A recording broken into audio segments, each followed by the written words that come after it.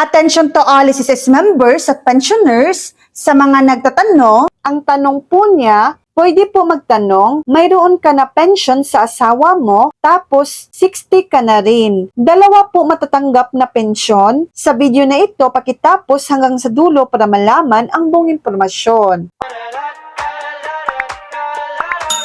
Oo, pwedeng-pwede po. Matatanggap niyo po ang dalawa, yung pension mula sa asawa niyo at yung sarili niyong pension dahil 60 years old na kayo at nakapag-ambag din kayo sa SSS. Ganito po ang paliwanag, bakit pwede? Magkaibang uri ito. Una, pension mula sa asawa. Ito ay survivor's pension. Karapatan nyo bilang legal na asawa niya basta hindi kayo nag-asawa ulit. Pangalawa, sarili nyong pension. Ito ay retirement pension galing sa sarili nyong ambag at pagtatrabaho. Karapatan nyo dahil 60 na kayo at nakabuo ng sapat na kontribusyon. Hindi ipagpalit o ibabawas, dadagdag lang sila. Halimbawa, kung 5,000 ang asawa at 4,000 ang sa inyo, 9,000 po lahat, matatanggap nyo kada buwan. Tandaan po ito, basta kayo ay hindi nag-asawa ulit, habang buhay po nyo matatanggap ang pensyon mula sa asawa. Kapag nag-asawa kayo ulit, titigil agad ang pensyon mula sa asawa nyo. Kailangan mayroon kayong sapat na contribution kahit 120 na buwan or 10